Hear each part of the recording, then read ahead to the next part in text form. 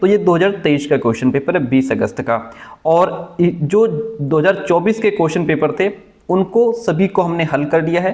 6 classes में सारे paper हमने कर लिए हैं, फर्स्ट और सेकंड का सीडीपी पोर्शन। ठीक है, तो आज की क्लास नंबर 7 रहेगी। ओके, आइए शुरू करते हैं। और यदि आप चैनल पर नए हो तो प्लीज सब्सक्राइब जरूर कीजिएगा। आपने पिछली 6 क्लासेस में देख लिया होगा कि हम किस तरीके से आपको एक एक स्टेटमेंट, एक एक सेंटेंस, आपको एक एक जो ऑप्शन है सारे ऑप्शंस क्लियर करते हैं। जहां पे जो कठिन शब्द हैं वो भी हम आपको समझा देते हैं, क्योंकि सीटेट में जो क्वेश्चंस की लैंग्वेज रहती है ना, यही बहुत टफ रहती है। क्वेश्चन घुमाता बहुत है, उसका मतलब क्या है ये अगर आप समझ गए, सब जो कठिन शब्द है उनका यदि आप अर्थ समझ गए तो फिर आप पेपर आसानी से हल कर सकते हैं। आइए पहला क्वेश्चन आपके सामने। क्वेश्चन क्या कहता है भाई, देखिएगा। क्वेश्चन कहता है कि निम्नलिखित कथनों को पढ़िए और सही विकल्प का चयन करना है। ठीक है, इसमें असर्शन और रीजन वाला क्वेश्चन है। अभिकथन ए क्या कहता है? अभिकथन ए कहता है शिक्षार्थियों के बीच, यानी कि स्टूडेंट्स में क्या करना है, समालोचनात्मक चिंतन को सुगम बनाना है। यानी कि बच्चों के अंदर जो क्रिटिकल थिंकिंग है इसको क्या करना है, फैसिलिटेट करना है, ये बढ़ाना है। हमने आपको कई बार बता दिया कि समालोचनात्मक चिंतन क्या है, किसी भी विषय पर कोई भी विचार, समस्या या जानकारी को जहां पे हम गहराई से समझते हैं, जहां पे हम उसमें तर्कपूर्ण उसको समझते हैं, तर्क लगा करके समझते हैं, निष्पक्ष रूप से बाद में हम एक विश्लेषण करते हैं और सही निष्कर्ष तक पहुंचते हैं, वो होता है क्रिटिकल थिंकिंग, है ना। जिसमें तर्क करके समझें, गहराई से समझें, उसका गुण क्या है, दोष क्या है, हर तरीके से जिसको समझते हैं वो है समालोचनात्मक चिंतन। ये बच्चों के अंदर बढ़ाना है। ठीक है, शिक्षकों को उन्हें विविध परिस्थितियों और विभिन्न दृष्टिकोणों से अवगत कराना चाहिए। अब यहाँ पे कह रहा है कि शिक्षकों में क्या करना है, विविध जो दृष्टिकोण हैं और विभिन्न परिस्थितियां हैं। इसका मतलब क्या है? इसका मतलब है कि टीचर्स को, स्टूडेंट्स को अलग अलग हालातों के बारे में और उन हालातों को अलग अलग लोगों के नजरिए से देखने का मौका देना चाहिए। जो भी कंडीशंस हैं, जो भी परिस्थितियां हैं, परिस्थिति एक है लेकिन उसको अलग अलग व्यक्तियों के नजरिए से देखा जा रहा है ना, ताकि वे चीजों को केवल एक नजरिए से ना देखें बल्कि सोचने और समझने की जो उनकी क्षमता है उसके हिसाब से अलग अलग नजरिए से देखेंगे वो। ठीक है, अलग अलग दृष्टिकोण से अवगत कराना चाहिए। ठीक है, जब विद्यार्थी विविध मतभेदों के बीच बातचीत में संलग्न होता है, वेरी गुड, बात बहुत अच्छी है। जब विद्यार्थी विविध मतभेदों के बीच, विविध मतभेदों का मतलब यहाँ पे यह है कि जब विद्यार्थी अलग अलग विचारों वाले लोगों से बातचीत करते हैं तो क्या होता है कि वे चीजों को गहराई से सोचते हैं। इनसे उनका जो समालोचनात्मक चिंतन है वो बढ़ता है और रचनात्मक रूप से सोचने की अपनी क्षमताओं को सीखते हैं और वो नए तरीके से सोचते हैं। देखिए, नए तरीके से सोचेंगे तो ये रचनात्मक होगा और गहराई से सोचेंगे, तर्कपूर्ण सोचेंगे तो समालोचनात्मक होगा। ठीक है, और फिर वो उसमें समृद्ध हो जाते हैं। बात बहुत अच्छी है। अब ये कह रहा है कि जो शिक्षार्थी हैं उनके बीच अगर हमें क्रिटिकल थिंकिंग डेवलप करनी है तो हमें विभिन्न परिस्थितियां उनके सामने खड़ी करनी चाहिए। जैसे अगर हम बात करें प्लास्टिक प्रदूषण की, अगर हम बात करें प्लास्टिक प्रदूषण की, अब जैसे प्लास्टिक प्रदूषण है, ठीक है, अब अगर इसकी बात की जाए कोस्टल एरिया की, यानी कि समुद्र के किनारे की, तो वहां प्लास्टिक से क्या होगा, समुद्री जीवों को खतरा होता है। शहरों में क्या होगा, जो प्लास्टिक है उससे कचरे का ढेर बनता है, नालियों में प्लास्टिक फंस जाती है और जल भरने लगता है, पानी भरने लगता है ना। वहीं अगर प्लास्टिक है गांव में, वहां भी प्रदूषण हो रहा है। कैसे? वहां प्लास्टिक को जला दिया जाता है जिससे कि हवा हमारी प्रदूषित हो जाती है। तो ये हर जगह की समस्या थोड़ी अलग है और ये अलग अलग परिस्थितियां हमने बच्चे के सामने रख दी। हमने समुद्र तट की बात कर ली, हमने वही प्लास्टिक शहर में बात कर ली, वही प्लास्टिक गांव में बात कर ली। ठीक है, अब इस पर अलग अलग हमें दृष्टिकोण देखना है। दृष्टिकोण क्या होगा भाई, जैसे एक जो पर्यावरणविद होगा, जो इन्वायरमेंटलिस्ट होगा, वो कहेगा कि हमें प्लास्टिक पर प्रतिबंध लगा देना चाहिए भाई, इससे पर्यावरण प्रदूषित हो रहा है। एक फैक्ट्री मालिक ये कहेगा कि अगर आप प्लास्टिक बंद कर देंगे तो हमारा नुकसान होगा, क्योंकि प्लास्टिक बंद करने से हमारा रोजगार चला जाएगा, है ना। वहीं पर एक ग्राहक कहेगा कि भाई जो प्लास्टिक के थैले होते हैं, जो प्लास्टिक की थैली होती है वो बड़ी आसानी से मिल जाती है, हमें यहाँ समस्या हो जाएगी। कोई सरकारी अधिकारी होगा, वो उसको कहेगा कि हमें जागरूकता फैलानी होगी और नियम लागू करने होंगे। तो हर व्यक्ति एक ही समस्या को अपने पॉइंट ऑफ व्यू से देख रहा है। ये बच्चों को हमें पॉइंट देना चाहिए ताकि उनके अंदर क्रिटिकल थिंकिंग डेवलप हो सके। और वो आएगी कैसे? जब बच्चा अलग अलग विचारों को सुनेगा, समझेगा, अपने विचार रखेगा, तब आएगी। ठीक है, तो यहाँ पे ए और आर दोनों सही हैं, ये इसको एक्सप्लेन भी कर रहा है। तो यहाँ पे हम जाएंगे ऑप्शन नंबर ए और आर दोनों सही हैं, आर ए की सही व्याख्या कर रहा है। ठीक है, इतनी बात क्लियर है? Very good. Fourth one is the right one over here. Next बड़ा प्यारा प्रश्न है और कहता है कि the primary goal of learning should be, यानी कि अधिगम का प्राथमिक लक्ष्य कौन सा होना चाहिए। अगर हम बच्चों को जो लर्निंग करा रहे हैं, जो सिखा रहे हैं, जो पढ़ा रहे हैं, उसका प्राथमिक लक्ष्य क्या होना चाहिए, उसका प्राइमरी गोल क्या होना चाहिए। समालोचनात्मक चिंतन का विकास, यानी कि डेवलपमेंट ऑफ क्रिटिकल थिंकिंग। बात तो बहुत अच्छी है भाई, जहां बच्चा गहराई से सोचना सीखे, तर्क करना सीखे, एनालिसिस करना सीखे, चीजों की उसके गुण दोष के बारे में सीखे। Very good. समकक्षों के साथ प्रतिस्पर्धा से, क्या हम सिर्फ कंपटीशन करा करके बच्चों के बीच जो अधिगम है वो बेहतर कर सकते हैं? नहीं, गलत बात है। हम सिर्फ रोट लर्निंग पर फोकस नहीं करेंगे, तथ्यों को रटवाएंगे नहीं, है ना, यंत्रवत, ये फिर वही रोट लर्निंग की बात हो गई, ये भी नेगेटिव है। सबसे बेहतर ऑप्शन ये है कि अधिगम का प्राथमिक लक्ष्य होना चाहिए बच्चों के अंदर क्रिटिकल थिंकिंग डेवलप हो। क्या हो? बच्चों के अंदर क्रिटिकल थिंकिंग डेवलप हो। भाई लर्निंग का उद्देश्य केवल जानकारी देना या रटवाना नहीं होता, बल्कि विद्यार्थियों को इस योग्य बनाना होता है कि वो सोच सकें, तर्क कर सकें, विश्लेषण कर सकें, नई परिस्थितियों में अपने डिसीजंस ले सकें। ठीक है, सोचने समझने की शक्ति डेवलप करनी है। ठीक है, अगला प्रश्न लेते हैं। कहता है विद्यार्थियों को सीखने की शैलियों में विविधता। बहुत अच्छी बात है। देखिए, हर बालक एक तरीके से नहीं सीखता, उसकी जो सीखने की शैली है, जो लर्निंग स्टाइल है, वो अलग अलग होता है। कोई बच्चा डायग्राम के माध्यम से बेहतर समझता है, कोई सिर्फ ओरली समझ जाता है ना, किसी को चीजें मूर्त रूप में दिखानी पड़ती हैं, और सीखने की शैली अलग अलग होती है। ठीक है, कोई बच्चा कमजोर है, कोई एवरेज है, कोई प्रतिभाशाली है, वो भी चीजें यहाँ मैटर करती हैं। तो यहाँ पे क्या करना चाहिए? सीखने की शैलियों में विविधता को शिक्षण अधिगम प्रक्रिया में बाधा माननी चाहिए और अवरोध के रूप में देखा जाना चाहिए कि यार ये तो सब अलग अलग तरीके से सीख रहे हैं, मैं इनको कैसे सिखाऊंगा, क्या ये बाधा है? नहीं, ये बाधा नहीं है, ये हमारे लिए प्लस पॉइंट है, ये सकारात्मक है। क्या विविधता को शिक्षण अधिगम प्रक्रिया के दौरान ध्यान में नहीं रखा जाना चाहिए? अगर हम ये भूल जाएंगे, अगर हम यही भूल जाएंगे कि विविधता भी कोई चीज है, अगर हम डाइवर्सिटी को महत्व नहीं देंगे, तो फिर बच्चों का नुकसान होगा, क्योंकि फिर तो हम एक ही पाठ्यक्रम सारे बच्चों पर लागू कर देंगे, एक ही टीचिंग मेथड सब पर लागू कर देंगे, तो सारे बच्चे समझ भी नहीं पाएंगे। भैया विविधता को महत्व दिया जाना चाहिए, बात तो बहुत अच्छी है, और मानव विविधता के प्रतिबिंब के रूप में देखा जाना चाहिए। बहुत अच्छी बात है कि देखिए यहाँ पे भाई सीखने की जो शैलियां हैं उनमें विविधता होती है। सभी विद्यार्थियों की सीखने की क्षमता अलग है, उनका इंटरेस्ट अलग है, उनकी सीखने की स्पीड अलग है, कोई जल्दी सीखता है, कोई स्लो सीखता है, उनका सीखने का तरीका भी अलग अलग है, कोई चीजों को देख करके बढ़िया समझ रहा है, कोई सुन करके समझ रहा है, कोई डायग्राम के माध्यम से बेहतर समझ रहा है। तो ये जो विविधता है, हमें इसको क्या है, महत्व देना है। ठीक है, इसलिए ऑप्शन नंबर जो 3 रहेगा वो हमारा राइट हो जाएगा। ठीक है, अगला प्रश्न लेते हैं। कहता है बच्चे सबसे प्रभावी ढंग से तब सीखते हैं अगर कोई कॉन्सेप्ट कैसा हो, तर्क संगत से अनुभव जन्य की ओर बढ़ता हो। तर्क संगत से अनुभव जन्य की ओर बढ़ता हो, इसका मतलब क्या होता है सर? इसका मतलब होता है कि जब हम किसी कॉन्सेप्ट को समझने के लिए पहले तर्क और सोच समझ का प्रयोग करें, फिर उसे अनुभव और प्रयोग के माध्यम से सीखें। ठीक है, पहले तर्क करें, ठीक है, सोच समझ का प्रयोग करें, उसके बाद उसको अनुभव के आधार पर सीखें। वो होता है तर्क संगत से अनुभव जन्य की ओर। क्या ये बच्चा यहाँ पे प्रभावी ढंग से सीख पाएगा, या फिर हमें बच्चों को जटिल से सरल की ओर ले जाना चाहिए? पहले कठिन चीजें सिखाओ, फिर सरल चीजें सिखाओ।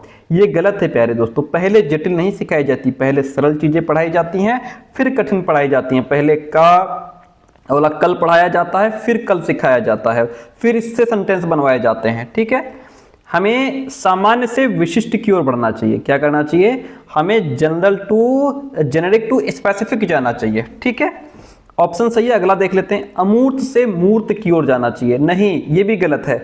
हमें पहले मूर्त चीजें, बच्चों को मूर्त चीजों से पढ़ाना चाहिए, फिर अमूर्त की तरफ जाना चाहिए। ये क्या होता है सर, अमूर्त से मूर्त? अमूर्त से मूर्त का मतलब अगर हम बच्चों को 2+2 सिखा रहे हैं तो उनको पहले मूर्त रूप में सिखाएं। मूर्त का मतलब कि पहले 2 सिखा रहे तो 2 पेंसिल बच्चों के हाथों में पकड़ाओ, बेटा 2 पेंसिल ये हो गई, 2 पेंसिल ये हो गई, अब ये अब ये पेंसिल कितनी हो गई, बच्चा कहेगा अब 4 पेंसिल हो गई। फिर बाद में हम पेंसिल हटा देंगे, फिर हम अमूर्त की तरफ पहुंचेंगे। तो ये हो गया मूर्त से अमूर्त, पहले पेंसिलों से समझाएंगे, फिर पेंसिल हटा करके ओरली समझाएंगे। ठीक है, तो सबसे बेस्ट ऑप्शन ये है कि हमें सामान्य से विशिष्ट की ओर बढ़ना चाहिए। सामान्य से विशिष्ट का जो सिद्धांत है, इसका प्रयोग होता है निगमन विधि में। कहाँ होता है, निगमन में। ठीक है, यहां पहले बच्चों को नियम बता दिए जाते हैं कि देखिए सवाल लगाने का ये नियम है, ये फॉर्मूला है, इस आधार पे सवाल लगेगा। फिर उस नियम से रिलेटेड बच्चों को क्वेश्चंस दिए जाते हैं। ये होता है सामान्य से विशिष्ट, जेनेरिक टू स्पेसिफिक। ठीक है, इतनी बात क्लियर है, वेरी गुड। अगला प्रश्न लीजिए, और प्रश्न आपके सामने कहता है निम्नलिखित में से कौन सी प्रक्रिया अधिगम के दौरान योगदान नहीं देती है। लर्निंग के दौरान कौन सी चीज है जो योगदान नहीं देती है। गैर प्रासंगिकरण, बात तो ठीक लग रही है भाई, जो चीज हमारे प्रसंग के अकॉर्डिंग नहीं है, हमारे सब्जेक्ट से रिलेट नहीं करती, हमारे टॉपिक से रिलेट नहीं करती, तो वो हमें कहाँ हेल्प कर पाएगी, क्योंकि वो हमारे जो है टॉपिक से रिलेट नहीं कर रही है, हमारे चैप्टर में, हमारे सिलेबस में नहीं है ना, तो ये गैर प्रासंगिकरण हो जाएगा। ठीक है, ये तो योगदान नहीं देगी लगभग। वैचारिकता ये देगी, ये हमारा लर्निंग प्रोसेस में हमारे लिए क्या करेगी, ये हेल्प करेगी। वैचारिकता का मतलब होता है ये हमारा जो ज्ञान है, जो भी इंफॉर्मेशन है, जो नॉलेज है, उसको समझने में और विचारों को बनाने की प्रक्रिया है, जो सीखने में बहुत इंपॉर्टेंट रोल प्ले करती है। वैचारिकता हमारे अंदर होनी चाहिए, हम विचार बना पाए, चीजों पर विचार कर पाए। फिर संगठन, ये भी हमारे लिए ऑर्गेनाइजेशन बहुत इंपॉर्टेंट चीज है। ऑर्गेनाइजेशन का मतलब ये है कि सीखने की चीजों को एक सही क्रम और व्यवस्था में रखना, सही सीक्वेंस में लाना। जैसे 1 से 10 तक गिनती, ये क्या है, ये इसका संगठन है। हम पहले 1 सिखाएंगे, 1 2 3 4 5 6, ये एक सीक्वेंस और संगठित तरीके से बच्चों को सिखाएंगे। इससे बच्चा समझ पाएगा कि 4 5 से छोटा है, 5 6 से छोटा है, 8 7 से बड़ा है। इस तरीके से ये नंबर हमारे क्या है, क्रमबद्ध हैं, एक सीक्वेंस में है, ये संगठन है इनका। वर्गीकरण के माध्यम से ये भी हमारे टीचिंग में बहुत इंपॉर्टेंट रोल प्ले करेगा कि हम बच्चों को कैटेगराइज करके, चीजों को कैटेगराइज यानी कि वर्गीकरण करके पढ़ा पाए। ठीक है, अब इसका जैसे एक एग्जांपल ले लो, मान लीजिए क्लास में टॉपिक है हमारा एनिमल्स पे पढ़ाना है हमको, वर्गीकरण कैसे करेंगे समझ लीजिए उदाहरण के माध्यम से। एनिमल्स पर पढ़ा रहे हैं हम, तो जब टीचर बच्चों को एनिमल के बारे में पढ़ा रहे होते हैं तो वे सारे जानवरों को अलग अलग कैटेगरी में डिवाइड कर देते हैं, ताकि बच्चे जो है उन्हें बेहतर तरीके से समझ पाए। भाई अब यहाँ पे एनिमल हम पढ़ा रहे हैं, उनका हम वर्गीकरण करेंगे कैसे, हम स्तनधारी जो जीव हैं, ठीक है, स्तनधारी, उनको अलग कैटेगरी में रखेंगे, जैसे शेर, हाथी, बंदर हो गया। फिर हम पक्षी की बात करेंगे, ठीक है, बर्ड्स की बात करेंगे, जैसे कबूतर, तोता, मोर हो गए। ठीक है, फिर हम मछलियों की बात करेंगे। ठीक है, फिर हम जो रेप्टाइल्स होते हैं, सरपट चलने वाले जीव, सांप, छिपकली वगैरह, उनकी बात करेंगे। ये हमने क्या कर दिया, हमने सबको कैटेगरी में रख दिया। अगर हम ये वर्गीकरण ना करते, कैटेगराइज ना करते, तो बच्चे इसमें अंतर नहीं समझ पाते, स्तनधारी कौन से हैं, है ना, ये चीज नहीं समझ पाते। बच्चे जानवरों को उनकी जो विशेषताएं हैं उनके अनुसार नहीं समझ पाते, है ना। इससे पता चलता है कि कौन सा जानवर किस कैटेगरी में आता है।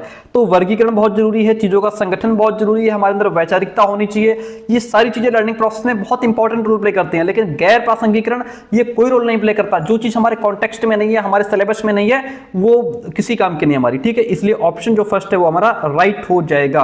अगला प्रश्न लीजिए, 6 नंबर क्वेश्चन कहता है, देखिए, बच्चों में समस्या समाधान कौशल को बढ़ाने के लिए निम्नलिखित में से कौन सा प्रभावी तरीका, समस्या समाधान कौशल यानी कि प्रॉब्लम को सॉल्व करने की स्किल कैसे डेवलप होगी, प्रॉब्लम को सॉल्व कैसे करना है, इसकी स्किल बच्चों में कैसे डेवलप होगी। क्या उन्हें बुद्धि मंथन करने और सहज अनुमान लगाने के अवसर देना, कि बच्चे जो है बुद्धि मंथन करें। बात तो ठीक लग रही है, अगला देखते हैं। उन्हें समस्याओं का तैयार समाधान उपलब्ध कराना। जब हम बालकों को जो प्रॉब्लम है उसका सॉल्यूशन तैयार करके दे देंगे तो उनके अंदर प्रॉब्लम को सॉल्व करने की स्किल कहाँ से बढ़ेगी, उनको तो तैयार सॉल्यूशन मिल गया, है ना। जब तैयार सॉल्यूशन दे देंगे तो इनसे उनकी स्किल नहीं बढ़ेगी, कोई फायदा नहीं है भाई। ठीक है, स्वतंत्र चिंतन को हतोत्साहित, नहीं, हमें जो है स्वतंत्र चिंतन को प्रोत्साहित करना चाहिए। क्या करना चाहिए, हमें प्रोत्साहित करना चाहिए, इनकरेज करना चाहिए, डिस्करेज नहीं करना चाहिए कभी भी। निगेटिव वर्ड है, हटा दो। कठिन समस्याओं से बचने के लिए, नहीं, जब अगर बच्चा कठिन समस्याओं से बचता रहेगा तो क्या होगा, उसके अंदर एक डर आ जाएगा, कठिन समस्या को देखते ही वो डर जाएगा। ठीक है, कठिन समस्याओं से बचना नहीं है, उन्हें प्रोत्साहित करना है, बचने के लिए उन्हें प्रोत्साहित करना नहीं, गलत बात है। कठिन समस्याओं से हम बचेंगे नहीं, भागेंगे नहीं, ठीक है, नहीं तो एक डर हमारे अंदर बैठ जाएगा और फिर समस्याओं से हम बचते ही फिरेंगे। बेस्ट ऑप्शन ये है कि अगर प्रॉब्लम सॉल्विंग स्किल बालकों के अंदर बढ़ानी है तो उन्हें बुद्धि मंथन करने दो, उन्हें बुद्धि मंथन करने दो, उन्हें स्वतंत्र रूप से सोचने दो। ठीक है, और उनको जो दूसरे ऑप्शंस हैं उस प्रॉब्लम को सॉल्व करने के, वो ऑप्शंस ढूंढने दो, अनुमान लगाने दो, है ना, तब बच्चा जो है प्रॉब्लम को सॉल्व करने की स्किल सीखेगा।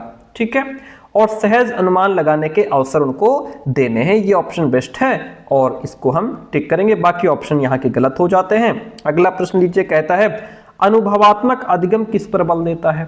अनुभवात्मक अधिगम की बात करेंगे। देखिए, पहली बात तो सर अनुभवात्मक अधिगम क्या होता है यही नहीं समझ में आ रहा है। अनुभवात्मक अधिगम ये वो प्रोसेस है जिसमें जो सीखने वाला है वो स्वयं अनुभव करता है चीजों को, जो सीखने वाला है वो स्वयं खुद अनुभव करता है चीजों को, तब सीखता है, अनुभव करके सीखता है। ठीक है, फिर जो एक्सपीरियंस उसको हुआ उस पर वो विचार करता है, फिर वहां से ज्ञान प्राप्त करता है। ठीक है, तो अच्छा, अब देखिए कैसे ये बल देता है। अनुभवात्मक अधिगम किस पर बल देता है, एक प्रक्रिया के बजाय अधिगम को एक उत्पाद के रूप में देखना। अरे भाई, लर्निंग कोई प्रोडक्ट नहीं है कि कल हम तुमको तैयार करके दे देंगे या आज ही तैयार 1 घंटे बाद हो जाएगा, ये कोई प्रोडक्ट थोड़ी ना है, इसीलिए हमारा फर्स्ट ऑप्शन हट जाएगा।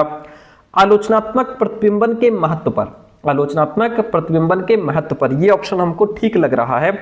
जहां भी बच्चों के अंदर क्रिटिकल रिफ्लेक्शन, क्रिटिकल थिंकिंग आएगी वो प्लस पॉइंट रहेगा। बच्चों के अधिगम पर, शिक्षक के नियंत्रण पर नहीं, यहाँ पे शिक्षक जो है वह कंट्रोलर नहीं होगा, यहाँ पे शिक्षक एज अ फैसिलिटेटर काम करेगा, मार्गदर्शक के रूप में काम करेगा, है ना, गलत है। सीखने में पुनर्बलन की भूमिका पर, यह व्यवहारवाद का पॉइंट है। ठीक है, पुनर्बलन की भूमिका यहां नहीं होगी, रिइंफोर्समेंट यहां नहीं होगा। यहां अधिगम, अनुभवात्मक अधिगम बल देता है आलोचनात्मक प्रतिबिंबन के महत्व पर। इसका मतलब यह है कि यानी बच्चे जो अनुभव करते हैं वे उस पर सोचें, एनालिसिस करें, उससे कुछ नया सीखें। ठीक है, अनुभवात्मक अधिगम का मतलब अनुभव पर सोच विचार कर सीखना, जो एक्सपीरियंस हमको हुए हैं हम उन पर सोचें, उन पर विचार करें, फिर वहां से जो ज्ञान हमारे मतलब का है वो ज्ञान हम ले लें। ठीक है, इसलिए second option is the right one in this question. अगला प्रश्न लीजिए कि अभिकथन ए कहता है कि शिक्षकों को सार्थक वातावरण बनाना चाहिए जिसमें सभी बच्चों की सक्रिय भागीदारी और संलग्नता हो। सार्थक वातावरण का मतलब क्या होता है, सार्थक वातावरण की क्लासरूम का वातावरण ऐसा हो जहाँ पे शिक्षक और बालकों के बीच में एक अच्छा जो है कि संबंध, अच्छे संबंध होने चाहिए। ठीक है, टीचर जो है वो बच्चों से स्नेह करता हो, बालकों को क्वेश्चंस पूछने की आज़ादी हो, एक्सप्लोर करने की आज़ादी हो, अपने विचार रखने की आज़ादी होनी चाहिए, बच्चा लर्निंग बाय डूइंग के माध्यम से सीख सके, ऐसा वातावरण होना चाहिए। ठीक है, बच्चों के लिए सार्थक होना चाहिए जिसमें सभी बच्चे अपने आप को पार्टिसिपेट कर पाएं, सभी बच्चे आंतरिक रूप से सीखने के लिए प्रेरित होते हैं और सीखने में सक्षम भी होते हैं। इसका मतलब ये है कि भाई हर बच्चे के अंदर कुछ नया सीखने की प्राकृतिक क्षमता होती है। ठीक है, और आंतरिक रूप से सीखने के लिए वो प्रेरित होते हैं। बच्चों के मन में एक स्वाभाविक जिज्ञासा होती है कि ये क्या है, ऐसा क्यों होता है, अगर मैं ऐसा करूं तो क्या होगा। वो बिना किसी प्रेशर के, दबाव के भी सीखना चाहते हैं बच्चे, इसीलिए तो आंतरिक रूप से सीखने के लिए प्रेरित होते हैं। तभी तो वो खेल कूद करके सीखते हैं, चीज़ों को देख करके सीखते हैं, क्वेश्चन करके सीखते हैं, लर्निंग बाय डूइंग के माध्यम से सीखते हैं। सभी बच्चों में जिज्ञासा और सीखने की प्राकृतिक प्रवृत्ति होती है। ठीक है, और वो सीखने में सक्षम होते हैं अगर उन्हें सार्थक वातावरण मिले। तो यहाँ पे जो है कि हमारे ए और दोनों ही ऑप्शन सही हैं, और जो सेकंड है वो फर्स्ट को एक्सप्लेन भी कर रहा है कि बच्चा आंतरिक रूप से तभी सीख पाएगा जब उसको सार्थक वातावरण मिलेगा। ठीक है, तो ए और आर दोनों सही हैं, आर ए की सही व्याख्या भी कर रहा है। Option fourth is the right one in this question. अगला प्रश्न लीजिए, बड़ा प्यारा सा प्रश्न है, कहता है कि लेव वाइगोत्स्की के अनुसार डैश बच्चों के संकल्पनात्मक योग्यताओं के विकास में बच्चों के अंदर जो कॉन्सेप्चुअल एबिलिटीज हैं उसका डेवलपमेंट होना है। इसमें महत्वपूर्ण भूमिका कौन निभाता है? बच्चों के अंदर जो संकल्पनात्मक योग्यता डेवलप होती है उसमें इंपॉर्टेंट रोल कौन प्ले करता है? मानकीकृत पाठ्यक्रम? नहीं, मानकीकृत पाठ्यक्रम नहीं, स्टैंडर्डाइज्ड कैरिकुलम तो नेगेटिव वर्ड है, ठीक है। और अगला है सामाजिक अलगाव। वाइगोत्स्की समाज से अलग होने की बात नहीं करते, ये तो कहते हैं कि समाज से इंटरेक्ट करके बच्चा सीखता है, समाज के साथ अंतःक्रिया करके सीखता है, ठीक है। मूर्त पुरस्कार, क्या बच्चा सिर्फ पुरस्कार से सीखता है? नहीं, गलत बात है, बच्चा सहकर्मी सहयोग से सीखता है। जब बच्चा पीयर कोलैबोरेशन में होता है, अपने ग्रुप के मेंबर, जो उसके ग्रुप के लोग हैं, जो उसके दोस्त हैं, साथी हैं, उनके माध्यम से सीखता है। वाइगोत्स्की क्या कहते हैं? वाइगोत्स्की कहते हैं कि सीखना तो एक सोशल प्रोसेस है, सामाजिक प्रक्रिया है। बच्चा अपने से जो अधिक जानने वाले हैं, जैसे उनके शिक्षक हो गए, उनके जो साथी हैं, उनके जो पेरेंट्स हैं, तो उनके माध्यम से, सहयोग के माध्यम से बेहतर सीखता है। इसी को लेकर के इन्होंने एक जेडपीडी और दूसरा जो सोशल इंटरेक्शन है, ये कॉन्सेप्ट भी दिए हैं, ठीक है। सोशल इंटरेक्शन की बात इन्होंने की है, जेडपीडी की बात की है, ठीक है। इतनी बात क्लियर है। तो सहकर्मी सहयोग, पीयर कोलैबोरेशन के माध्यम से बच्चा बेहतर सीखता है, एक दूसरे की मदद करके सीखता है, नए कॉन्सेप्ट को समझता है, सवाल पूछता है ना। और बच्चे के अंदर रचनात्मकता और जो ये जो बात हो रही है यहाँ पे कॉन्सेप्चुअल एबिलिटीज की, वो यहीं से आती है, सहकर्मी सहयोग से, ठीक है। एक दूसरे का सहयोग करके सीखते हैं बच्चे। अगला प्रश्न फिर लेवाइगोत्स्की का है। लेवाइगोत्स्की के सिद्धांत के अनुसार आंतरिक वाक, ये जो इनर स्पीच होती है, ये क्या होती है? हमने हर वीडियो में आपको बताया है इनर स्पीच क्या है, आज भी आपको एक बार समझाएंगे, देखिएगा। अभी थ्योरी बताते हैं इसकी। आंतरिक वाक्य क्या है? बच्चों के लिए अपनी सोच को नियंत्रित करने का एक तरीका है, यानी कि रेगुलेट दियर ऑन थिंकिंग। बात तो ठीक लग रही है।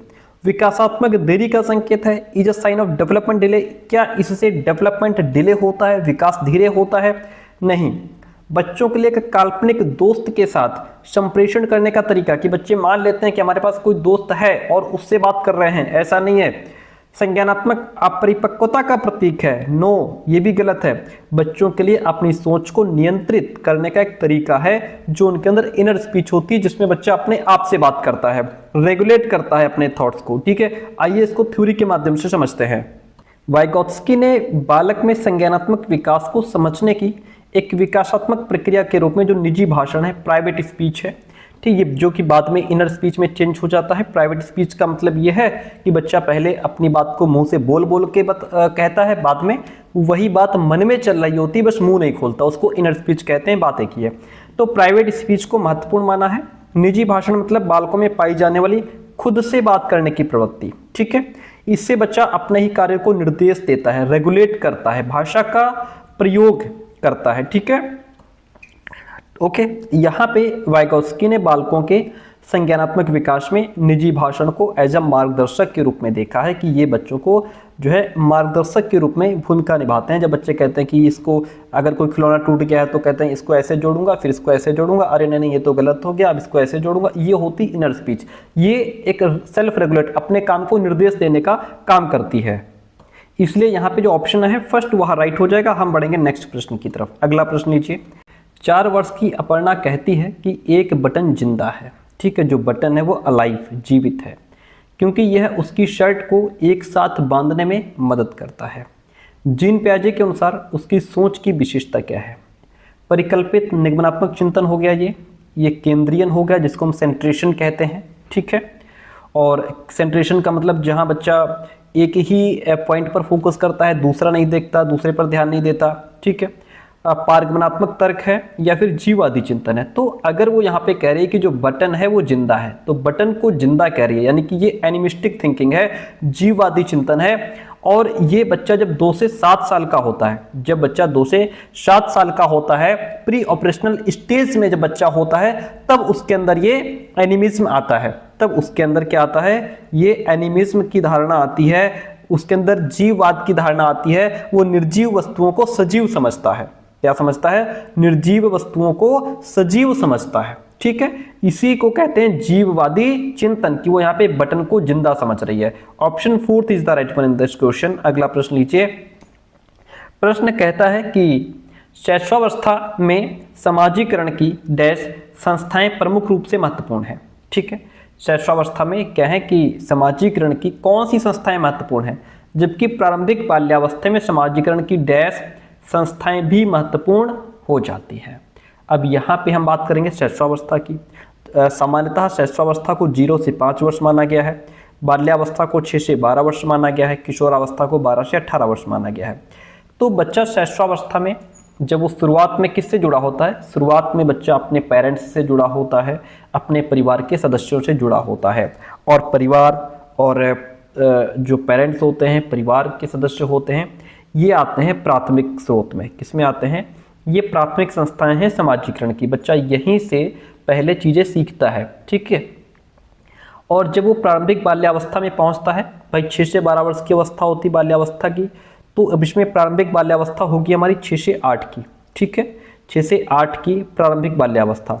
अब यहाँ बच्चा जो 6 से 8 साल का है वो कहाँ जाएगा? इस चरण में क्या होता है कि बच्चा घर के बाहर के लोगों से भी जुड़ता है, टीचर्स से, अपने साथियों से, और बच्चा यहाँ टीवी भी देख रहा होता है, ठीक है, समाज के लोगों से भी सीख रहा होता है। तो ये जो हमारे शिक्षक हो गए, हमारे सहपाठी हो गए, स्कूल हो गया, टीवी हो गई, समाज हो गया, ये सब माध्यमिक संस्थाएं हैं। ये क्या हैं? ये समाजीकरण की माध्यमिक संस्थाएं हैं, ठीक है। पहले बच्चा घर परिवार से सीखेगा, जो कि समाजीकरण की प्राथमिक संस्थाएं हैं। फिर वो हमारे स्कूल, टीचर्स, अपने साथियों से, मोबाइल फ़ोन से, टीवी से सीखेगा, जो कि माध्यमिक संस्थाएं हैं। इसलिए यहाँ पे ऑप्शन नंबर 4 राइट हो जाएगा। नेक्स्ट क्वेश्चन नंबर 13 कहता है, लेवागोत्स्की का ही क्वेश्चन है, कहता है कि लैंग्वेज डेवलपमेंट, भाषा विकास, संज्ञानात्मक विकास को सुगम बनाता है। वेरी गुड, बात तो सही है भाई, ये फैसिलिटेट करता है कॉग्निटिव डेवलपमेंट को, ठीक है। अभी इसको समझेंगे और डीप में समझेंगे। देखिएगा, भाषा विकास और संज्ञानात्मक विकास एक दूसरे से स्वतंत्र रूप से विकसित होते हैं? नहीं। सामाजिक कारक भाषा विकास को प्रभावित करते हैं? जी हाँ, परंतु संज्ञानात्मक विकास को नहीं, ये गलत है। संज्ञानात्मक विकास को भी हमारा जो कॉग्निटिव डेवलपमेंट है उस पर भी समाज का प्रभाव पड़ता है। संज्ञानात्मक विकास भाषा विकास को सुगम बनाता है? ये नहीं। लेवागोत्स्की कहते हैं कि जो लैंग्वेज डेवलपमेंट है, भाषा का विकास है, ये संज्ञानात्मक विकास को आसान करता है। भाई भाषा जो है ना, लैंग्वेज है, ये कहते हैं कि केवल बातचीत करने का, केवल संप्रेषण का माध्यम भाषा नहीं है, बल्कि ये सोचने का माध्यम बन जाती है। जब बच्चा भाषा सीखता है तो वो धीरे धीरे सोचने के नए तरीके भी सीखता है। और सोचना कहाँ से रिलेट करता है? सोचना हमारे संज्ञान से रिलेट करता है, ठीक है। भाषा बच्चे को अपने विचारों को व्यवस्थित करने का तरीका सिखाती है। विचारों को व्यवस्थित कहाँ करेगा? संज्ञान में करेगा, दिमाग में करेगा, है ना। तो जो भाषा है वहीं से जब उसके विचार व्यवस्थित होंगे, समस्या हल करने का तरीका सीखेगा और नए ज्ञान को वो आत्मसात भी कर पाएगा, ठीक है। जैसे मान लीजिए जब बच्चा किसी काम को करते हुए मन में बोलता है कि अब ये करना है, फिर वो करना है, इसको ऐसे जोड़ना है, तो वो भाषा के माध्यम से सोचने की प्रक्रिया को नियंत्रित कर रहा होता है। भाषा के माध्यम से सोचने की प्रक्रिया, तो भाषा से ही सोचने की प्रक्रिया आसान बनती है। इसको उन्होंने इनर स्पीच कहा है। Option first is the right one over here, ठीक है। भाषा के बारे में क्या कहा उन्होंने? वाइगोत्स्की कहते हैं कि संज्ञान बनाने में भाषा एक उपकरण के रूप में काम आती है, यानी कि हमारे संज्ञान को डेवलप करने में लैंग्वेज एज अ टूल काम करती है, जिससे हम अपने विचारों को प्रकट कर पाते हैं, अभिव्यक्त कर पाते हैं, प्रश्न पूछ पाते हैं, चीज़ों को श्रेणीबद्ध कर पाते हैं, कॉन्सेप्ट के बारे में सोच पाते हैं। ये सब होता है हमारे लैंग्वेज के माध्यम से। हम किसी भी समस्या समाधान के दौरान शब्दों, चित्रों, वाक्यों के माध्यम से ही अपनी समझ बना पाते हैं, ठीक है। तो ये बात करते हैं वाइगोत्स्की। चलिए अगला प्रश्न लेते हैं यहाँ से। लॉरेंस कोहलबर्ग का क्वेश्चन है, लॉरेंस कोहलबर्ग के नैतिक तर्क के किस स्तर पर बच्चे आमतौर पर मानते हैं कि लोगों को समाज की अपेक्षाओं पर खरा उतरना चाहिए? यानी कि समाज बच्चों से जो अपेक्षा रखता है, बच्चों को भी समाज की अपेक्षाओं पर खरा उतरना चाहिए, समाज के अकॉर्डिंग काम करना चाहिए, समाज जो चाहता है वो करना चाहिए, समाज जिसे अप्रूव करता है, समाज जिसे एक्सेप्ट करता है वो काम करना चाहिए। हमको गुड गर्ल और गुड बॉय बनना चाहिए। हमको गुड बॉय और गुड गर्ल की संज्ञा समाज से लेनी चाहिए कि देखो ये कितना अच्छा लड़का है, ये कितनी अच्छी लड़की है। इन सब पर खरा उतरना चाहिए और अच्छे तरीकों से व्यवहार करना चाहिए। ये किस लेवल पर आता है? आपको पता है लॉरेंस कोहलबर्ग ने नैतिकता के 3 लेवल और 6 चरण बताए हैं। तो ये किस में आता है? ये आता है आपका पारंपरिक स्तर में। कहाँ पे आता है? कन्वेंशनल लेवल में आता है, पारंपरिक स्तर में आता है। आइए इसकी थ्योरी समझाते हैं। ये है लॉरेंस कोहलबर्ग जिन्होंने नैतिक विकास का सिद्धांत दिया, ठीक है। हम सीधा पॉइंट पे आते हैं। और ये हम रोज ही आपको एक बार बता देते हैं। इन्होंने 3 लेवल 6 चरण बताए हैं। अकॉर्डिंग टू द क्वेश्चन हमारा जो ऑप्शन है वो यहाँ मिलेगा, लौकिक स्तर, कन्वेंशनल लेवल। इस अवस्था को भी 2 वर्गों में विभाजित किया गया है। एक तो होती है प्रेज, स्टेज ऑफ प्रेज, जहां बच्चा प्रशंसा पाने के लिए काम करता है। इस अवस्था में बालक वही काम करता है जिसका रिजल्ट उसे खुशी प्रदान करे, उसके काम को समाज के लोग स्वीकार करें, जैसा कि क्वेश्चन में पूछा गया था। ठीक है, तो यहां बच्चा ये चाहता है कि समाज के लोग जिस काम को स्वीकार कर रहे हैं हमें वो करना है।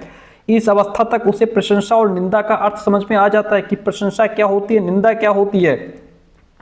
सामाजिक व्यवस्था के प्रति सम्मान की अवस्था, इस अवस्था में बालक सामाजिक रीति रिवाज क्या हैं, हमारे आदर्श क्या हैं, मूल्य क्या है, सभ्यता क्या है, संस्कृति क्या है, उसके नियम क्या है, प्रथाएं क्या हैं, एवं लौकिक क्रियाओं से अवगत हो जाता है। इनके प्रति उसका विश्वास एवं आस्था अटूट हो जाती है, उसमें कर्तव्य की भावना आ जाती है, वो समझने लगता है कि कौन सा काम अच्छा है, कौन सा काम खराब है। तो यहाँ बच्चे के अंदर आता है कि हमें गुड गर्ल बनना है, हमें गुड बॉय बनना है। तो वो स्तर है हमारा पारंपरिक स्तर, कन्वेंशनल लेवल। इसकी पूरी थ्योरी पढ़ाएंगे तब आप इसको समझ पाएंगे, हर लेवल को, हर चरण को। क्वेश्चन कहता है कि शिक्षकों और साथियों जैसे अधिक जानकार अन्य लोगों के साथ बातचीत, ये बात करते हैं वाइगोत्स्की। ठीक है, अधिक जानकार अन्य लोगों के साथ बातचीत शिक्षार्थियों को उनकी समझ और कौशल विकसित करने में हेल्प करने के लिए आवश्यक समर्थन और मार्गदर्शन प्रदान कर सकती है। बात बिल्कुल ठीक है। और ये इतनी लंबी जो कहानी लिखी है सिर्फ आपको डराने के लिए लिखी है। मेन पॉइंट यहीं पे क्लियर है कि टीचर्स और अपने साथियों जैसे कि जो अधिक जानकारी वाले लोग हैं उनके साथ बातचीत करने से जो बच्चा है उसके अंदर समझ और जो स्किल्स हैं वो डेवलप होती हैं। ठीक है, जैसे मान लीजिए जब हम अपने से अधिक जानकार वाले लोगों के साथ, जो मोर नॉलेजेबल अदर्स हैं, जिनको ये MKO कहते हैं, यानी कि मोर नॉलेजेबल अदर्स, जो हमसे ज़्यादा ज्ञान रखते हैं, जब हम उनके साथ उठेंगे बैठेंगे, हम अपने विचार रखेंगे, उनके विचार सुनेंगे, तो क्या होगा, हमारी समझ बेहतर होगी। जो चीज़ हमें आज से 2-4 साल बाद सीखने को मिलेगी, वो अगर हम किसी बड़े के साथ बैठे तो वो हमें आज ही सीखने को मिल गई। ठीक है, तो जब हम अपने से अधिक जानकार लोगों के साथ उठते बैठते, खाते पीते हैं, उनके साथ रहते हैं, उनके साथ बातचीत करते हैं, तो हमारी समझ डेवलप होती है। ठीक है, और हमें अच्छा मार्गदर्शन मिलता है, समर्थन मिलता है। Very good. सामाजिक संपर्क सीखने और विकास का एक प्रमुख घटक है। क्या? लोगों के साथ रहना, अपने से अधिक जानकार लोगों के साथ उठना बैठना, ये सामाजिक संपर्क और विकास का एक प्रमुख घटक है। अगर आप समाज के साथ संपर्क अच्छा बनाना चाहते हैं सॉरी और डेवलपमेंट चाहते हैं अपने अंदर, तो आपको ये करना होगा। ठीक है, तो यहाँ पे दोनों ही पॉइंट हमारे सही हो जाते हैं। जब बच्चे दूसरों से बात करते हैं, उनके साथ खेलते हैं, उनसे सवाल पूछते हैं, अपने विचार साझा करते हैं, तो वे ज़्यादा और बेहतर तरीके से सीखते हैं। दोनों ही पॉइंट यहाँ पे हमारे राइट हो जाते हैं। ए और आर दोनों सही हैं। आर ए की यहाँ पे सही व्याख्या कर रहा है। अगला प्रश्न लीजिए, बड़ा प्यारा प्रश्न है। कहता है अधिगम के लिए आकलन का मुख्य लक्षण क्या है? अधिगम के लिए आकलन, अधिगम के लिए आकलन का मतलब ये होता है कि बच्चे कहाँ तक सीख पाए हैं, बच्चे कहाँ तक सीख पाए हैं, ये जानने के लिए उनका आकलन करना, ताकि हम उन्हें सुधारने में मदद कर सकें। ठीक है भाई, अधिगम के लिए आकलन है। अधिगम के लिए आकलन, इसका उद्देश्य सिर्फ नंबर देना नहीं है, सिर्फ बच्चों में तुलना करना नहीं है, बल्कि ये देखना होता है कि बच्चे ने क्या सीखा है, क्या नहीं सीखा है, और उसे कैसे बेहतर सिखाया जा सकता है। ये होता है अधिगम के लिए आकलन। ठीक है, आइए ऑप्शन पर जाते हैं। अब आप आसानी से ऑप्शन ढूंढ पाएंगे इसमें। अधिगम के लिए आकलन का मुख्य लक्ष्य होता है विद्यार्थी के प्रदर्शन की तुलना एक मानक या तय पैमाने से करना। क्या ये बात यहाँ पे सही हो जाती है? नहीं, सिर्फ तुलना करना इसमें काम नहीं है। हम सिर्फ परफॉर्मेंस नहीं देखते कि उसको एक बेंचमार्क दे सकें। विद्यार्थियों को प्रतिपुष्टि प्रदान करना, बालकों को फीडबैक देना, जिसका उपयोग उनके अधिगम में सुधार के लिए किया जा सकता है। बात ये बहुत अच्छी लिखी है कि हम बच्चों का आकलन इसलिए करते हैं, हम बच्चों को फीडबैक इसलिए देते हैं ताकि वो जो लर्निंग कर रहे हैं उसमें जहाँ पे उन्होंने गलती की है वो सुधार सकें। मान लीजिए बच्चा कोई सवाल लगा रहा है, हमने उसको कह दिया बेटा यहाँ तुमने सवाल तो ठीक लगाया है लेकिन इसके फॉर्मूला सही अप्लाई नहीं किया है, यहाँ पे ये फॉर्मूला लगेगा, ऐसे होगा, इसको ऐसे हल करेंगे, ये यहाँ पे एडिशन होगा, ये सब्ट्रैक्शन होगा। इस तरीके से जब उनको फीडबैक देंगे तो बच्चा सुधार कर पाएगा अपनी चीज़ों में। ठीक है, उन विद्यार्थियों की पहचान करना जिन्हें धीमे सीखने वालों के रूप में वर्गीकृत किया जा सके। ये तो अलग थलग की बात हो गई है ना। धीमे सीखने वालों की पहचान करना ये एक निगेटिव चीज़ है, ये निगेटिव पर्सपेक्टिव है, पॉइंट ऑफ व्यू निगेटिव है ये, ठीक है। विद्यार्थी के प्रदर्शन का मूल्यांकन करना, ग्रेड देना ये भी मूल्यांकन ही है, लेकिन अधिगम के लिए आकलन नहीं है, ठीक है। अब जैसे सिर्फ तुलना करना, आप सिर्फ तुलना कर रहे हैं, ये मूल्यांकन का काम है, अधिगम के लिए आकलन ये भी नहीं है। इसलिए बेस्ट ऑप्शन हमारा सेकंड है कि जहां बच्चा सीख रहा है हम उसको फीडबैक दे रहे हैं, और फीडबैक पाने के बाद बच्चा जब ये समझता है कि हमने कहा गलती की है, सर क्या बता रहे हैं, तो फिर वो अपने अंदर इंप्रूवमेंट करता है। Option second is the right one in this question. अगला प्रश्न लीजिए, किस आयु में बच्चे शब्दों के खेल में शामिल हो सकते हैं? बच्चे शब्दों का खेल हो रहा है, पहेलियां पूछी जा रही हैं, चुटकुले सुनाए जा रहे हैं, है ना, इस तरीके से शब्दों का खेल हो रहा है। और वो जिसने हम लोग कहते थे अंताक्षरी, है ना, वो भी शब्दों का ही खेल है कि जिस अक्षर पे वो चीज़ खत्म हुई है लाइन, वहीं से हमको शुरू करना है। या जैसे डबल मीनिंग वाली बातें हैं, ठीक है, शिक्षा के क्षेत्र में, वहाँ पे ये शब्दों का खेल बच्चों के अंदर आ जाता है। और ऐसे चुटकुलों और पहेलियों को पसंद करते हैं जिनमें शब्दों का खेल शामिल हो। ये किस आयु में आता है? क्या 7 वर्ष में?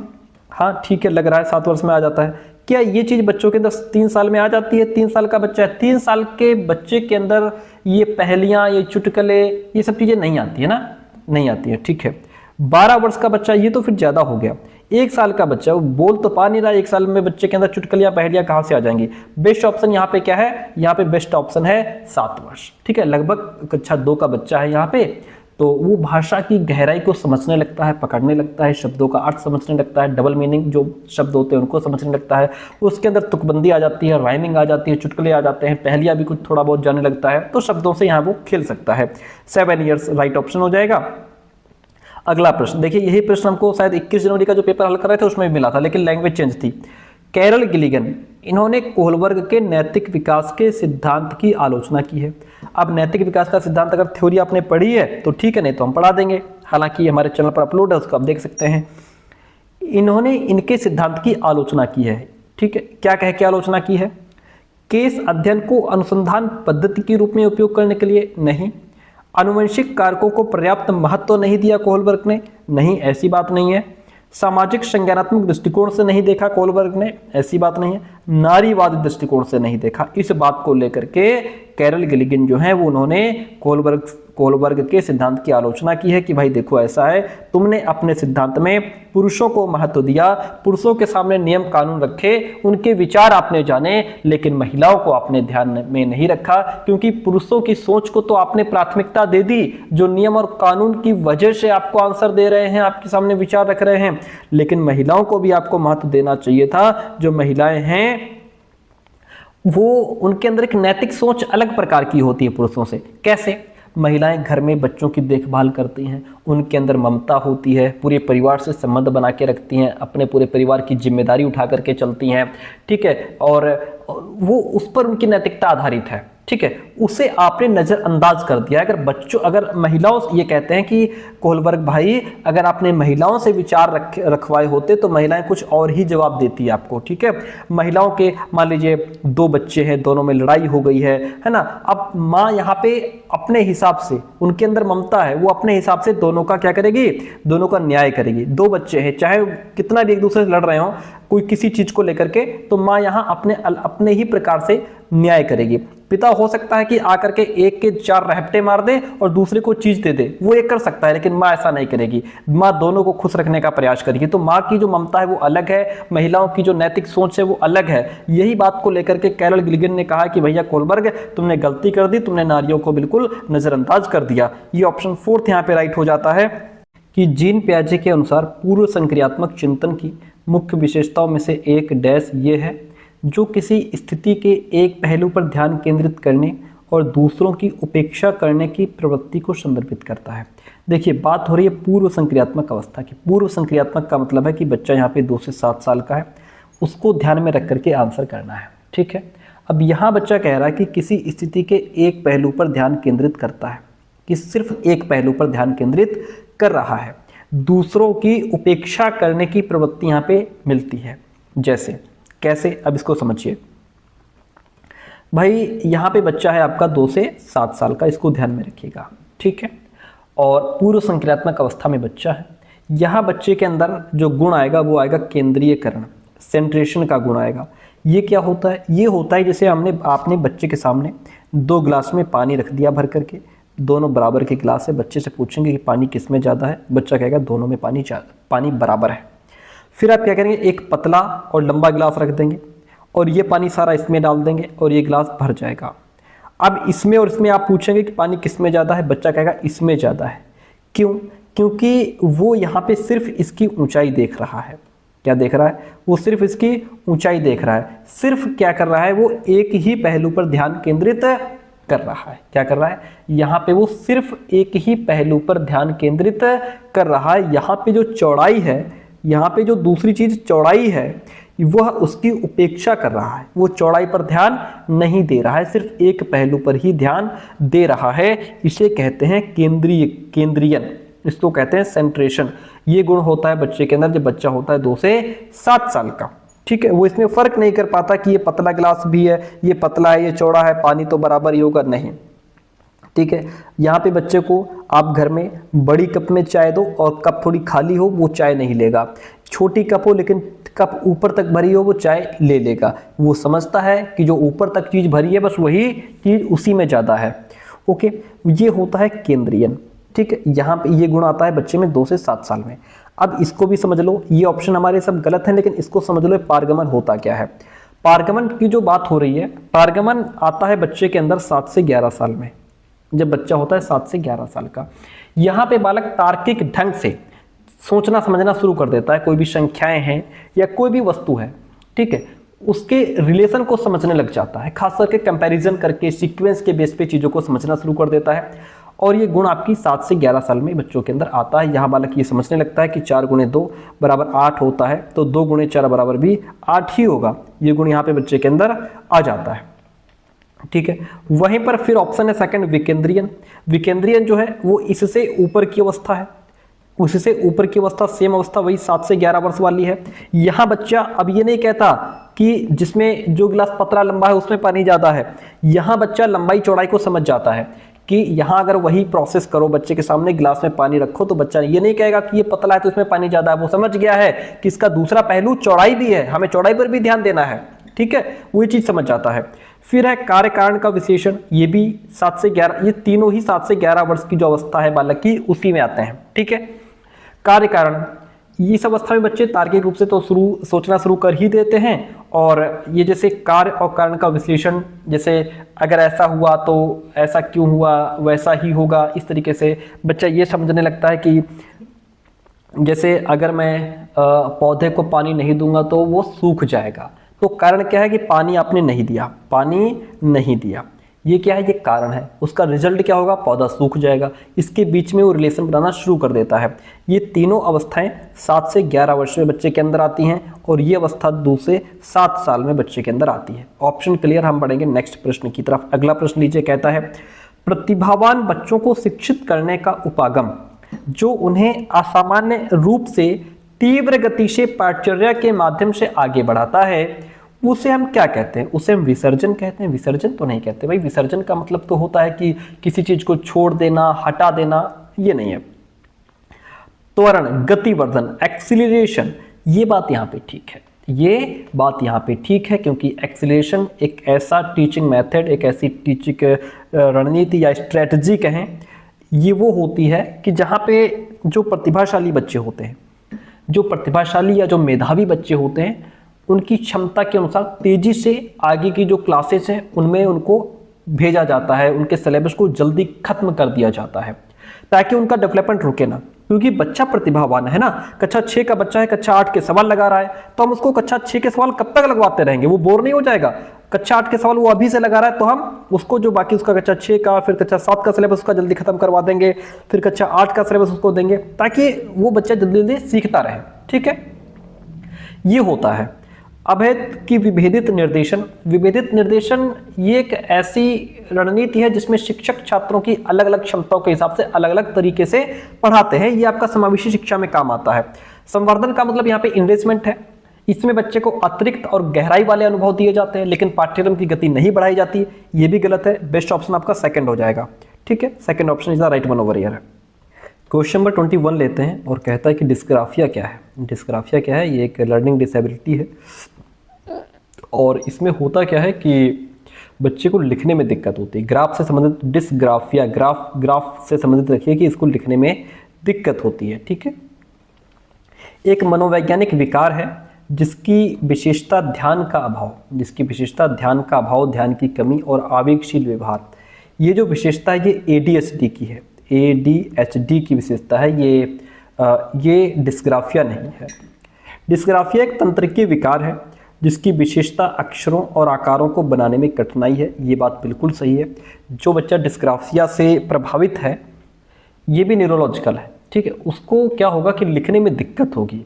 क्या होगा? लिखने में दिक्कत होगी। जो अक्षर हैं उनके आकार वो सही से नहीं, साइज में नहीं लिख पाएगा, अक्षरों को ठीक से नहीं बना पाएगा, दो शब्द लिखेगा, कहीं पे दोनों के बीच जो स्पेस है कम कर देगा, कहीं ज़्यादा लिख देगा, है ना, शब्दों को लाइन के बीच में नहीं लिख पाएगा। ये सारी उनकी लिखावट बहुत ख़राब होती है, राइटिंग बड़ी ख़राब होती है, स्पेलिंग्स में मिस्टेक बहुत करता है, लिखने में टाइम बहुत लगाते हैं, है ना, ये सारी समस्याएं उसको होती हैं। तो यहाँ पे सेकंड ऑप्शन राइट हो जाएगा। अगला है तीसरा हमारा कि एक भाषण विकार है जिसकी विशेषता हकलाना और जो प्रोनाउंसिएशन है उसमें वो गलती करता है। ठीक है, तो ये हमारा अफेजिया से जुड़ा हुआ है। किससे जुड़ा है? ये हमारा अफेजिया से जुड़ा हुआ है, जहाँ बच्चे को भाषण से संबंधित समस्या होती है। फिर एक गति विकार है जिसकी विशेषता स्थूल पेशीय बाधिता है। स्थूल पेशीय बाधिता, ग्रॉस मोटर इम्पेयरमेंट, ये हमारा डिस्प्रेक्सिया से जुड़ा है। किससे जुड़ा है? डिस्प्रेक्सिया से जुड़ा हुआ है। इसमें बच्चा जैसे दौड़ना, कूदना, हैंड और आई के बीच कोऑर्डिनेशन, हाथ और आँख के बीच सामंजस्य नहीं बना पाता, ऐसे बालक संतुलन नहीं बना पाते हैं, अनाड़ी से दिखते हैं, अक्सर ठोकर खा जाते हैं। ठीक है, तो ये हमारा क्या है? ये डिस्प्रेक्सिया होगा, ये अफेजिया हो जाएगा, ये डिस्ग्राफिया है, ये हमारा ADHD हो जाएगा। ठीक है, according to the question second option right हो जाएगा। 22 नंबर क्वेश्चन कहता है एक शिक्षक जो समावेशी कक्षाओं की दिशा में काम कर रहे हैं उन्हें क्या करना चाहिए? पाठचर्या में अनुकूलन करें वो, यानी कि क्रिएट कैरिकुलम एडॉप्टेशंस, क्या उन्हें ऐसा करना चाहिए? ठीक है, बिल्कुल पाठचर्या में अनुकूलन करें, पाठचर्या उनका जो सिलेबस हो बच्चों के हिसाब से होना चाहिए। ठीक है, विविध दृष्टिकोणों को शामिल करें। इसका मतलब है कि जो अलग अलग पृष्ठभूमि से बच्चे आए हैं उनका एक्सपीरियंस अलग है, उनके कल्चर, सभ्यता, संस्कृति अलग हो सकती है, भाषा अलग हो सकती है, उनका लिंग है ना अलग है, तो अलग अलग क्षमताओं वाले बच्चे हैं, तो उनको जो है कि उनको भी शामिल करना है। ठीक है, अपने स्वयं के अंतर्निहित पूर्वाग्रहों की जांच करें। ऐसा तो नहीं है कि मैं किसी बायस की तरफ, देखिए पूर्वाग्रह का मतलब होता है किसी एक तरफ झुकना। ऐसा तो नहीं है कि जो बच्चे पढ़ने में बहुत तेज हैं हम सिर्फ उन्हीं की सराहना करते हैं, या जो बच्चे गरीब घर से आते हैं बेचारे हम उनको बिल्कुल इग्नोर मार देते हैं, वो चीज़ हमारे अंदर तो नहीं है। ये टीचर को जांच करना चाहिए। विविधता को एक बाधा के रूप में देखें, नहीं, हम कभी भी विविधता को बाधा के रूप में नहीं देखेंगे, हम विविधता को गले लगाएंगे। ठीक है, और ये हमारे लिए कोई बाधा नहीं है, इसलिए फर्स्ट, सेकंड, थर्ड तीनों ऑप्शन राइट हो जाते हैं। फर्स्ट, सेकंड, थर्ड तीनों ऑप्शन राइट हैं, चौथा हमारा गलत है। ठीक है, इतनी बात होती है क्लियर। अगला 23 नंबर क्वेश्चन लेते हैं हम और कहता है हावर्ड गार्डनर के अनुसार एक दर्शन शास्त्री के पास किस प्रकार की बुद्धि और मूर्तिकार के पास किस प्रकार की बुद्धि की मात्रा अधिक होती है? आपको पता है कि हावर्ड गार्डनर ने बहुबुद्धि की बात की है। इन्होंने कहा कि व्यक्तियों में अलग अलग प्रकार की बुद्धि होती है। तो यहाँ पे एक क्वेश्चन पूछ रहा है दर्शन शास्त्री के पास कौन सी बुद्धि होती है? जो एक दर्शन शास्त्री होता है उसके अंदर इंट्रापर्सनल इंटेलिजेंस होता है। इंट्रापर्सनल क्या होता है सर? इंट्रापर्सनल का मतलब अंतः व्यक्ति, इंट्रापर्सनल का मतलब अंतः व्यक्ति। इसमें व्यक्ति खुद की शक्ति को, खुद की कमजोरी को पहचानता है, मेरी अच्छाई क्या है, मेरी बुराई क्या है, वो खुद विचार प्रकट करता है और फिर उनका एनालिसिस भी करता है। स्वयं के साथ ही वो तर्क वितर्क करता है। ऐसे व्यक्ति आत्मचिंतन करते हैं, आत्मविश्लेषण करते हैं, गहरी सोच में दक्ष होते हैं। ठीक है, ये होता है अंतः व्यक्ति, जिसमें व्यक्ति अपने आप में झांक करके देखता है, खुद को पहचानता है। ठीक है, और जो एक मूर्तिकार होता है उसके अंदर दिक् स्थान स्पेशियल बुद्धि होती है। स्पेशियल का मतलब यहाँ पे ये है कि ये आँखों से देख करके किसी चीज़ को और फिर उसको एज अ इमेज बना सकते हैं। ठीक है, ये चीज़ों को एक बढ़िया शेप देते हैं, ठीक है, बढ़िया साइज में बनाते हैं और बड़ी, और ये लोग स्थान को बहुत जल्दी से पहचान लेते हैं। एक जो मूर्तिकार होता है, जब एक पत्थर का टुकड़ा वो देखता है तो उसके दिमाग में पहले ही मूर्ति की छवि बन जाती है, पहले ही उस पत्थर में वो मूर्ति को समझ लेता है कि मैं इसको इस शेप में काटूंगा, ऐसे बनाऊंगा, यहाँ पे इसका मुख होगा, यहाँ पे हाथ होंगे, ऐसे इस मूर्ति के पैर बनेंगे। ठीक है, वो सब पहले ही अपने दिमाग में उस मूर्ति को बना लेता है उस पत्थर में देख करके। पत्थर पूरा गोल मटोल है, लेकिन वो इसको एक बढ़िया शेप और साइज देगा, एक बढ़िया सुंदर सी मूर्ति बनाएगा। जैसे कोई गणेश जी की मूर्ति बना रहा है तो पहले ही सोच लेता है कि मुझे इस मूर्ति में ट्रंक कहाँ बनाना है, सूंड कहाँ बनाना है, हाथ कैसे ऊपर होगा, पैर कैसे होंगे, और इसी मूर्ति में चूहा जो गणेश जी का है वो कहाँ बनेगा, वो सारा चीज बना देता है। ये होता है दिक् स्थान। ठीक है, पहले ही उस पत्थर में उसने मूर्ति को जगह दे दी, तो अंतःव्यक्ति दिक् स्थान होता है। ठीक है, दर्शन शास्त्री के पास अंतःव्यक्ति बुद्धि और मूर्तिकार के पास दिक् स्थान। अब ये सर अंतर्व्यक्ति क्या होता है? अंतर्व्यक्ति का मतलब ये होता है कि जैसे इसमें हम दूसरों को बहुत अच्छे से समझते हैं, दूसरे के भावनाओं को, दूसरे के विचारों को हम समझते हैं। भाषिक, जिसके अंदर भाषिक लैंग्वेज होती है, लिंग्विस्टिक इंटेलिजेंस बढ़िया होती है, वो बोलने में बहुत अच्छे होते हैं। जैसे नेता हो गए, जैसे डॉक्टर कुमार विश्वास, जिनकी भाषा पर पकड़ बहुत अच्छी है। ठीक है, इतनी बात होती है क्लियर। हम बढ़ते हैं नेक्स्ट क्वेश्चन की तरफ। क्वेश्चन नंबर 24 है आपके सामने और कहता है कि निम्नलिखित में से स्वलीनता वाले विद्यार्थियों की विशिष्ट विशेषता कौन सी है? जो बच्चे ऑटिज्म, जिन पर ऑटिज्म का प्रभाव है, ASD का प्रभाव है, ठीक है, इससे प्रभावित है। तो जिन बच्चों के अंदर ASD पाया जाता है, जिन बच्चों के अंदर जो ऑटिज्म स्पेक्ट्रम डिसऑर्डर होता है, संवाद कौशलों का उच्च स्तर होता है, या बार बार दोहराव और आवर्ती व्यवहार होता है, कल्पना को तत्व से अलग करने की श्रेष्ठ क्षमता होती है, या फिर उन्नत सामाजिक भावना पारस्परिकता होती है। हमने आपको हर वीडियो में यहाँ से क्वेश्चन रिलेटेड पूछा जा रहा है। जो बच्चा ASD से प्रभावित होगा वो बार बार चीज़ों को रिपीट करेगा। क्या करेगा? बार बार चीज़ों को रिपीट करेगा, एक ही शब्द को रिपीट करेगा, एक ही कोई एक्टिविटी को, कोई किसी हरकत को बार बार दोहराएगा। समाज के लोगों के साथ बढ़िया से कांटेक्ट नहीं कर पाता है, इंटर रिलेशन नहीं बना पाता है, इसकी जो इंटरेस्ट है वो बहुत लिमिटेड होता है, अपने रूटीन में ये बदलाव नहीं कर पाते हैं। ये सारी विशेषताएं होती हैं जिस बच्चे के अंदर स्वलीनता विकार पाया जाता है। अगला प्रश्न लीजिए, 25 नंबर क्वेश्चन कहता है कौन सा स्थूल गतिक कौशल है? Gross motor skill. आपको पता है ग्रॉस मोटर स्किल होती है, एक फाइन मोटर स्किल होती है। ग्रॉस मोटर स्किल वो होती है जिसमें हम अपने शरीर की बड़ी मांसपेशियों का प्रयोग करते हैं, बड़ी मांसपेशियों का प्रयोग करते हैं, वो ग्रॉस मोटर। जहां पे हम अपनी छोटी छोटी और सूक्ष्म मांसपेशियों का प्रयोग करते हैं वो होता है फाइन मोटर स्किल। ठीक है, उदाहरण के माध्यम से समझिए। ग्रॉस मोटर स्किल में जैसे हम क्या करते हैं, जैसे शरीर की बड़ी मांसपेशी, हम हाथ चला रहे हैं, पैर चला रहे हैं, है ना, वहाँ जैसे हम दौड़ रहे हैं, कूद रहे हैं, साइकिल चला रहे हैं, तैर रहे हैं, ये ग्रॉस मोटर स्किल का उदाहरण है। ग्रॉस मोटर स्किल, तैरना किसका हो जाएगा? स्थूल। ग्रॉस मोटर स्किल का उदाहरण है तैरना। ठीक है, अब फाइन मोटर स्किल को समझिए। फाइन मोटर स्किल का मतलब जिसमें हम छोटी मांसपेशियां, हमारी फिंगर्स का यूज कर रहे हैं, है ना, एक कागज पर एक बड़े आयत को रूपरेखा के अनुसार काट रहे हैं, तो ये हमारा सूक्ष्म हो जाएगा। कागज पर वृत्त को रूपरेखा के अनुसार काट रहे हैं, फाइन मोटर स्किल है। कटाई बुनाई कर रहे हैं, सुई में धागा पिरो रहे हैं, तो फाइन मोटर स्किल हो जाएगी। ठीक है, इसलिए according to the question option number 4 right हो जाएगा। अगला प्रश्न लीजिए, भौतिक वृद्धि और विकास के डैश और डैश सिद्धांतों का पालन करते हैं। बच्चे के अंदर जो फिजिकल ग्रोथ होती है उसमें 2 सिद्धांत बताए गए हैं। एक हमारा होता है सिद्धांत जिसको हम सेफेलोकॉर्डल कहते हैं, यानी कि जो डेवलपमेंट है वो सिर से पैर की तरफ चलता है। ठीक है, हेड टू टो जाता है, हेड टू टो यानी कि सिर से पैर के अंगूठे तक। जो विकास है वो कैसे होगा? बच्चे में डेवलपमेंट बिल्कुल सीधा चलेगा। ठीक है, पहले गर्दन, फिर आपका चेस्ट, फिर आपकी पेट, कमर, फिर जांघ, फिर आपके घुटने, फिर आखिर में पैरों के अंगूठे तक डेवलपमेंट पहुंचेगा। ये होता है शीर्षगामी सेफेलोकॉर्डल। दूसरा जो सिद्धांत है वो है समीपस्थ यानी कि प्रॉक्सिमोडिस्टल। प्रॉक्सिमोडिस्टल का मतलब होता है कि जो डेवलपमेंट है वो बच्चे के केंद्र से बाहर की तरफ आएगा।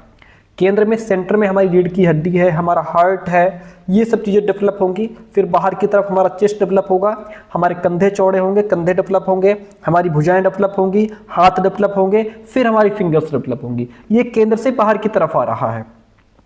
ऑप्शन 4 राइट वन हो जाएगा। अगला प्रश्न लीजिए, 27 नंबर क्वेश्चन कहता है प्रारंभिक बाल्यावस्था में वृद्धि। प्रारंभिक बाल्यावस्था का मतलब यह है कि हमने आपको बताया था कि जो सामान्यतः माना गया है प्रारंभिक बाल्यावस्था वो 6 से 12 वर्ष की है। नहीं, बाल्यावस्था 6 से 12 वर्ष की है।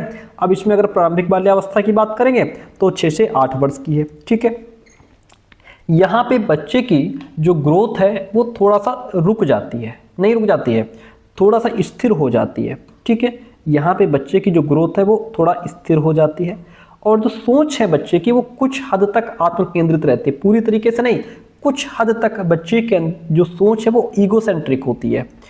और जबकि जब बच्चा मध्य बाल्यावस्था में आता है तो मध्य बाल्यावस्था में यानी कि 8 से 10 साल का बच्चा है, ठीक है, अब उसकी जो अब जो वृद्धि है, जो ग्रोथ है वो थोड़ा धीमी धीमी बढ़नी शुरू हो जाएगी और सोच में तार्किकता आ जाएगी। ठीक है, इसलिए ऑप्शन 4 राइट हो जाएगा। अगला प्रश्न लीजिए, कहता है निम्नलिखित में से कौन सा एक ऐसे प्रश्न का उदाहरण है जिसमें विद्यार्थियों को अपनी सोच और विचार करने की आवश्यकता होती है, जिसमें बालक तर्क कर सके, गहराई से सोच सके।